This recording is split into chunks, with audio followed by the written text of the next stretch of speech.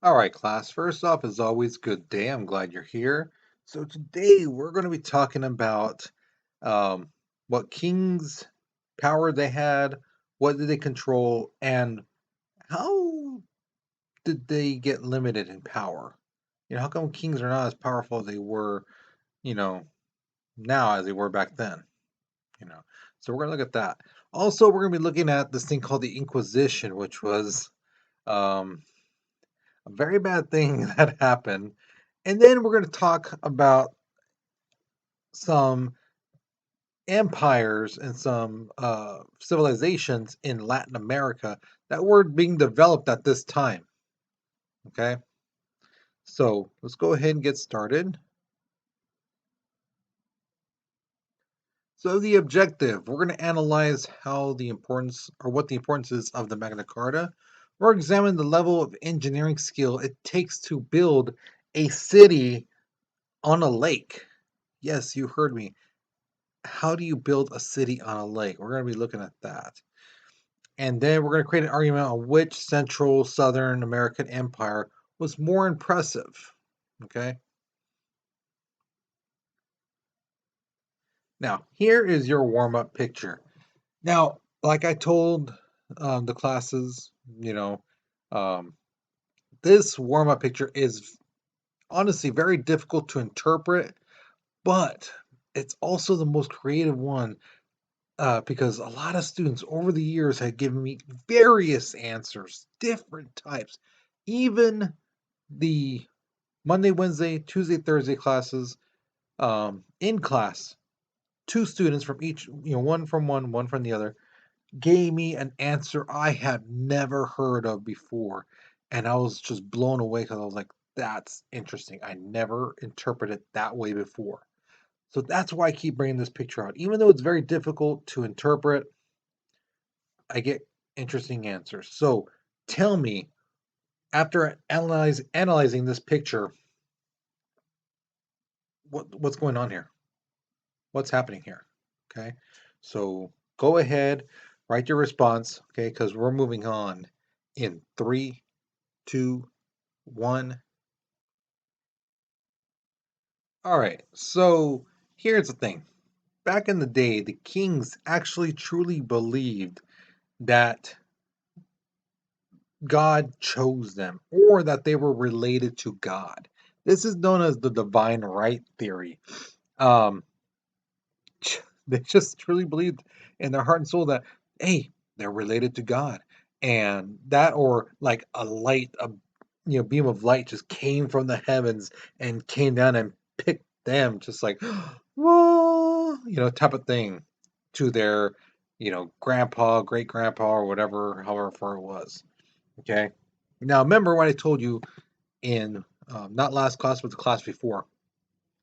These peasants, they had nothing. All they had was religion, you know. And to religious people, God is never wrong. So God cannot be wrong when he chose this person to be king or queen, you know. And when they make a decision, it's basically as if it's coming straight from God. Now, even though their decisions could be horrible, could lead to people's deaths, they just took it because, again, this king or queen was so and so related to God or chosen by God. Now, as you guys may know already, power was passed down to the children, typically father to son, things like that, and so on and so forth.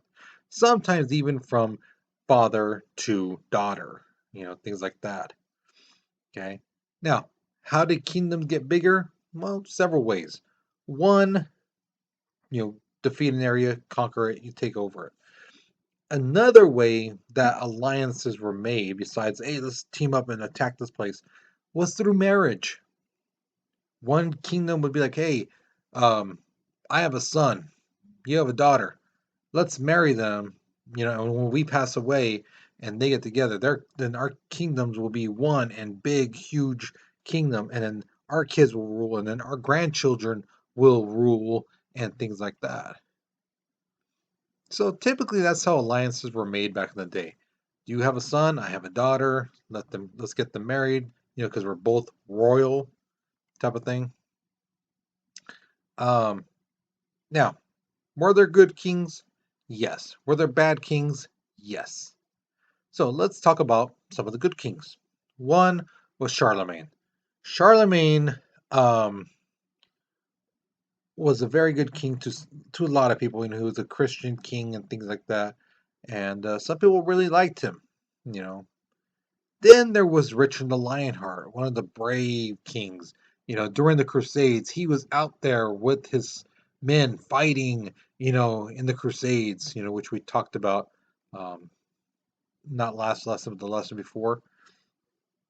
Now, some of the bad kings was actually King Richard's brother, King John. If you've ever heard the story of Robin Hood or you watch the movies, um, this is that King John we're talking about. A lot of people say he was very spoiled and things like that. He wasn't as brave as his brother, type of thing. The next one is Edward the Longshanks the First. This guy was a cruel, absolute cruel, vicious king. You know, he had no remorse to do anything harmful to somebody who was against him. So if you were his enemy, he had no problem torturing you, killing you and your family and all your people without hesitation. Because to him, the ends justified the means, meaning whatever it took to get what he wanted, so be it. Okay. Now, his son was basically a total 180. Edward II was very kind of like, I want to sleep. Just do whatever. I don't care. Do whatever. I want to sleep and, or I want to party. I want to have a, good party. You know, our people are being attacked. Who cares? What's that got to do with my parties? Don't ruin it. He did not care about his kingdom or people or anything like that. So, yeah, he was pretty bad king. All right. Now, what did a king rule? Basically, he ruled a large amount of land.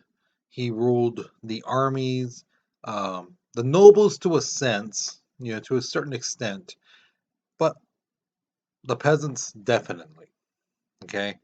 Now, what happened as time went on? Some of these nobles were getting fed up with this king, and like, you know, you think you have so much control, but if we united and said no to you, there is nothing you can make us do because the nobles paid the armies.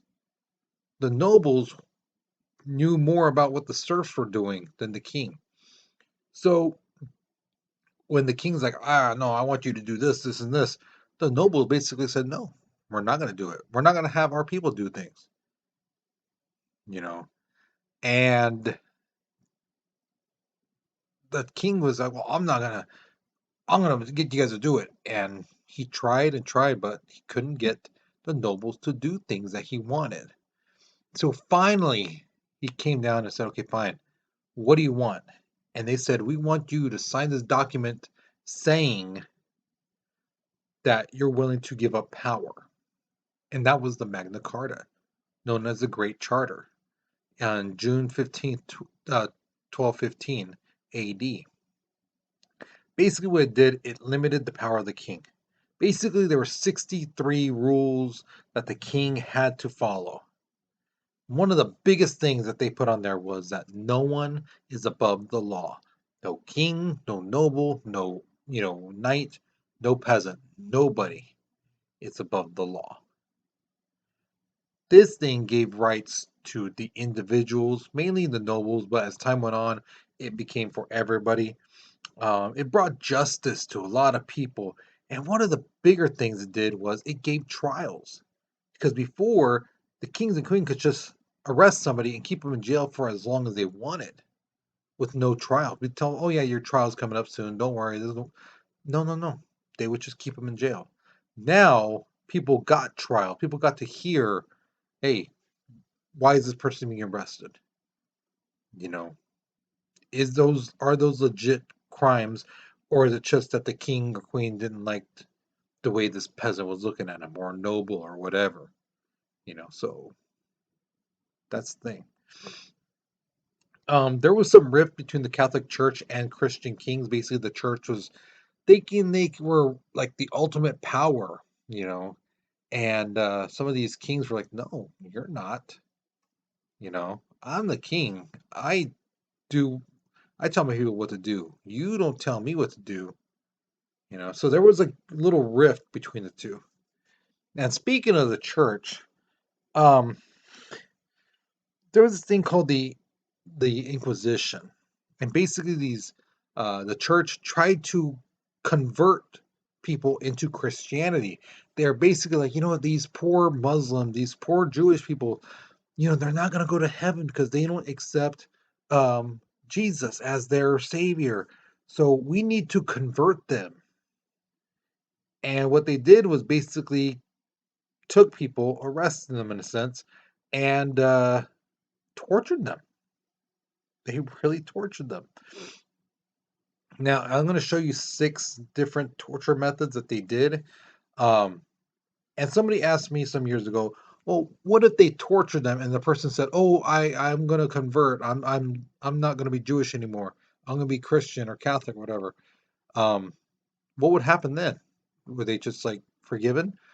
It's like, no, they had to give a public statement saying, "Hey, yes, I was Jewish. I made a mistake. I accept like Jesus as my savior," things like that. And then they would get a cross put in fire and brand them in the chest.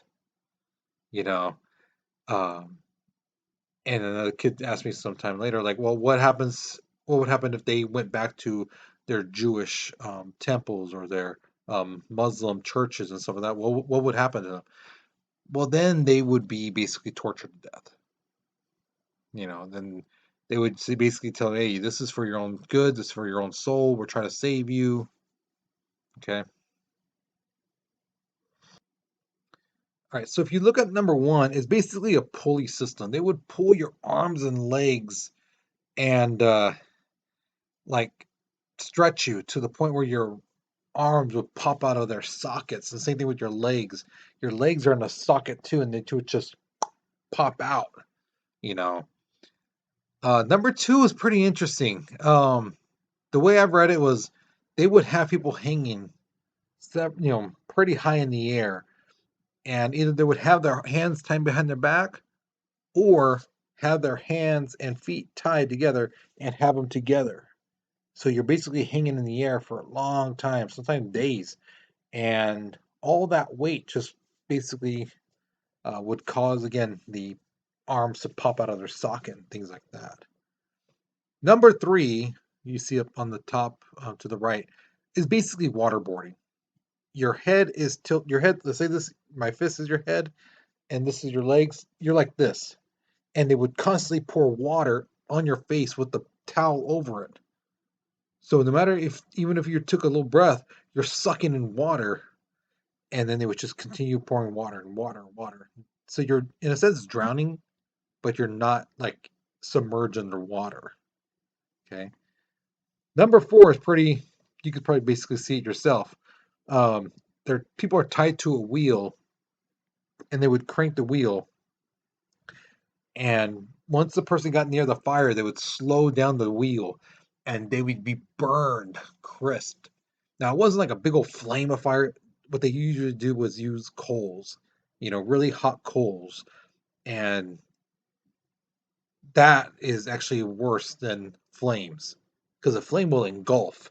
The coals is a constant heat. So if you've ever been to a barbecue and you put your hand over even though it's not big old fire, the coals are burning. You put your hand over your hand is going to last for about a second. Especially if it's just nice and orange. That heat it hurts. So imagine being tied up and slowly turned to where you're burning in a sense. Number five was this metal container. Now, all around it on the inside were metal spikes, and you barely had enough room for you to stand still in, right dead center in the middle. Now, what's the natural reaction if you get poked, in your chest? You move backwards, right? You try to avoid being stabbed or poked. So imagine you're standing, all of a sudden you get poked in your arm. You go this way. Now you're getting poked on that side. You go this way, and now you're being poked all around your head, your shoulders, back, legs. And the thing is, they would leave people in there for days. So some people, they would get stabbed by these metal spikes. The last one, I don't know if you can really see it. Basically, they put these people's feet in slabs of stone, and they would basically just burn their feet. You know, just straight burn their feet, and if they try to reach for their feet, things like that, well, fine, we'll burn your hands.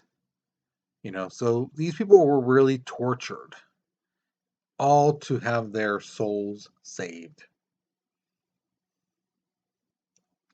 Now, let's jump across the Atlantic Ocean to Latin America. Okay. The first big empire to pop up were the Olmecs. They were around from 1200 to 400 BC. Okay. Then they went away. Then the next big group were the Mayans. The Mayans were from about 300 to 900 AD. Now, these guys had huge temples, right? One of the most famous things about them that a lot of people remember about, the name Mayan is the calendar. And I don't know how old you guys were back in 2012. I mean, like what, like 8, 7? Some of you guys 4, 5, you know? But what happened was a lot of people thought that this was a doomsday device. It was going to say when the world was going to end. And no, it wasn't. Okay. All it was basically when the planets were going to align in space. All the planets, Mercury, Venus, Earth, Mars, Jupiter, Saturn, Uranus, are all going to line up together. That's all it was. Okay. Now, how did they know this? The Mayans were amazing mathematicians. Let's say like this: every year they were only off 30 seconds. Okay, every year they're only off 30 seconds. We, in our calendar, we are not perfect. Okay, I don't know if you guys know this, but every 4 years we have to stick in an extra day. So that basically tells you we're kind of off like 6 hours every year. 6 hours or 30 seconds. That's a big difference. And that just shows you how advanced these Mayans were. Now, thing is, too, with the Mayans, they had slaves. Yes, they did. They really did. When they conquered territories, they would capture nobles and have them be their slaves. So the rich upper people in different territories, they basically be like, well, guess what? You get to see what it feels like to be the bottom, the people who clean up and things like that, instead of living up here. Now you're down here. War leaders, generals, and things like that, they were killed and sacrificed. Okay. Now, here is the interesting thing about the Mayans. They started to decline, okay, near 900 AD. But the thing is, we don't know why. We don't really know why. Historians don't know why the Mayans just basically upped and disappeared. Okay. Um, and what ended up happening was, since nobody was living there anymore, the jungle basically reclaimed the land, and like trees started growing again and bushes and some of that, and they just took over. Now, the next group to take over were the Toltecs. Their headquarters was a place called Tula, and they controlled, I mean, a huge territory in central Latin America, Mexico, all the way down basically to Guatemala. Now, these guys like the shiny stuff, they like their bling.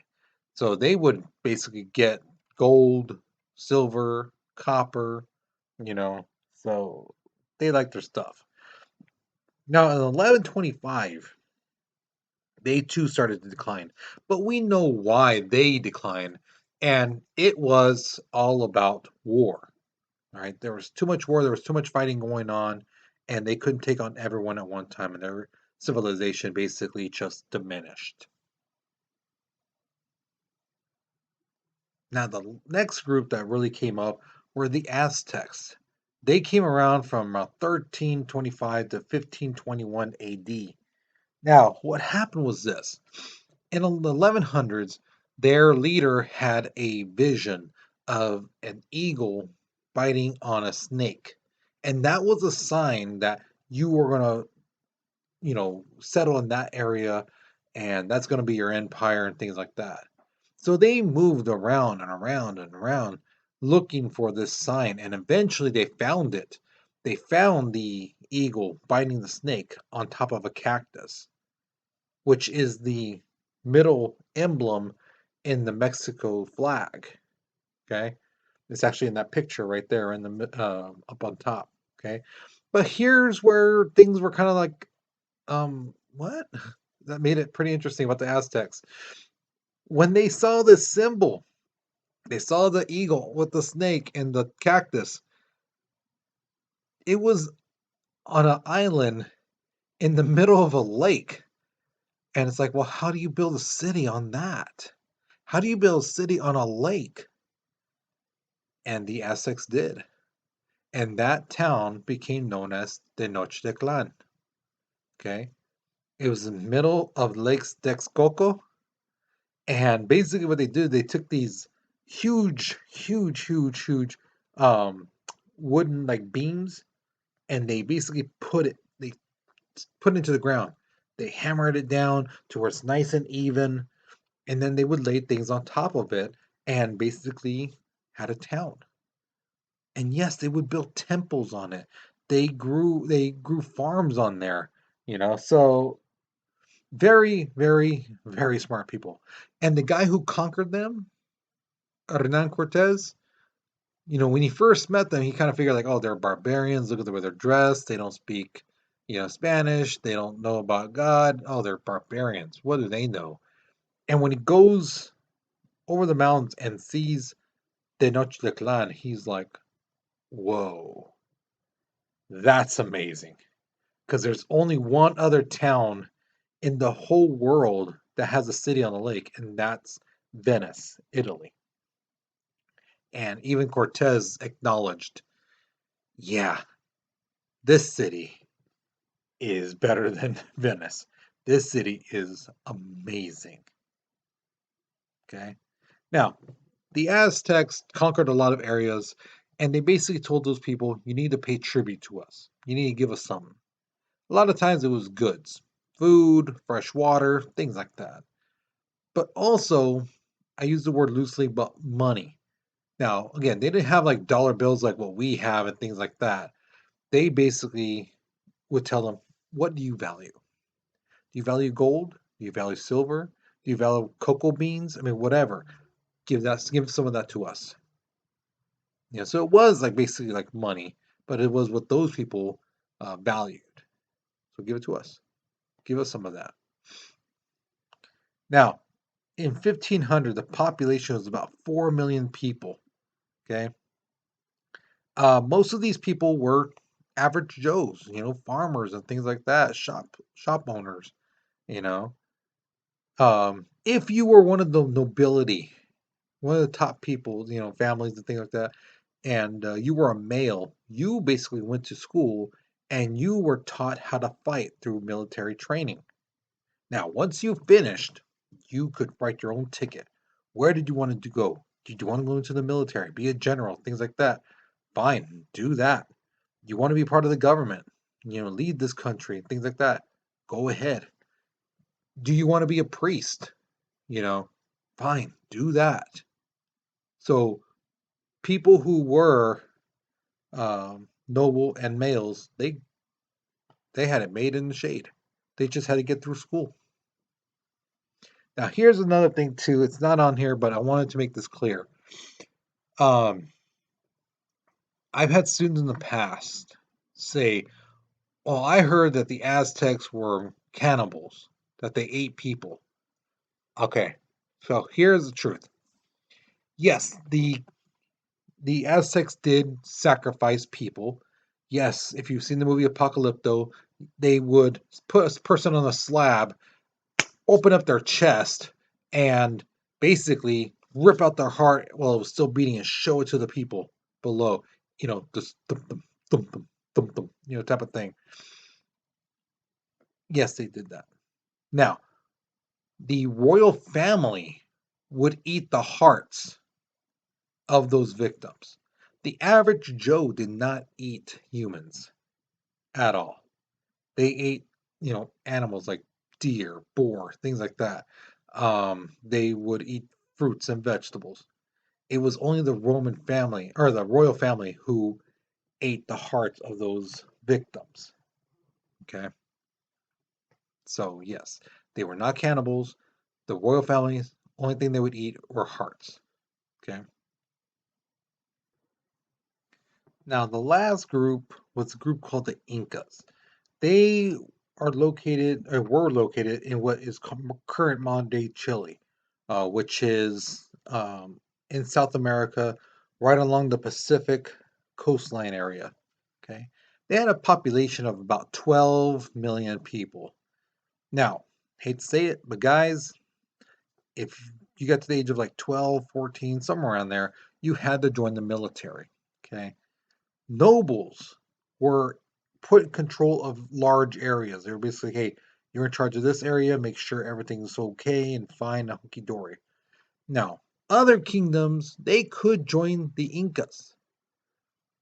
They didn't have to pay tribute like other places, did with like the Aztecs and some of that. They just basically told them, um, give us your loyalty. When we ask you for something, give it to us. When we say we need your help, give it to us. Okay. And one of the big things they asked for help with was labor. So citizens were required to be like labor force. Now, how long it lasted depended on the nobles and what work needed to get done. So sometimes it was something simple like, hey, let's just clear out this jungle area and get this new path, this new road going. Sometimes it was, as you can see from this picture, let's carve the side of this mountain so we can have some area where we can plant food and things like that. That takes time because you have to remember this is a mountain. It's not just, clay.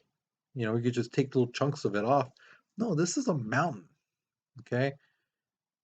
And thing is, the most important thing that the uh, the Incas had were roads, because a lot of this land that the in Chile is just as you see in this picture, mountains. So they had entire civilizations on top of mountains. And to get there, going up mountains, creating steps, coming down mountains and paths and things like that, it took time. And in total, they had 24,800 miles worth of roads going up and down and around and curving and things like that. So, yeah.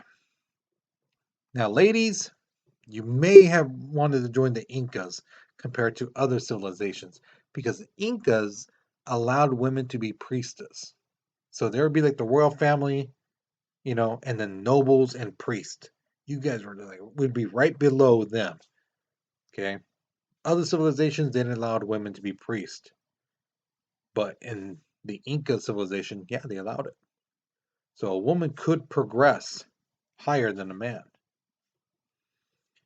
The other thing that was interesting about the Incas is this: they had a verbal communication. They did have words and things like that, but they didn't have a writing style. Instead, what they had was basically string with knots on them. So if they wanted to say like a chair and four tables were in a room, they might do like not space, not space, not space, space, space, not space, space, not. And that was like chair, table, you know. So imagine trying to take notes like that. Wait, did he say temple? Temple, temple. That's not space, not. space, not, space, not. Yeah. Oh, no, no, no, that's not it. Gotta let me undo this not. That's how they that's how they wrote things back then, basically. So, yeah, pretty difficult. Okay.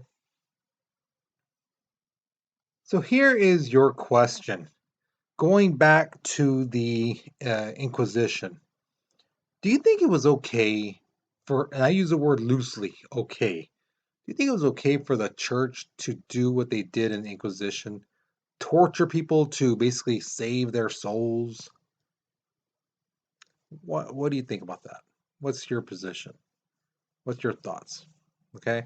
So once you finish this question, you're done with this lesson. All right. So good job.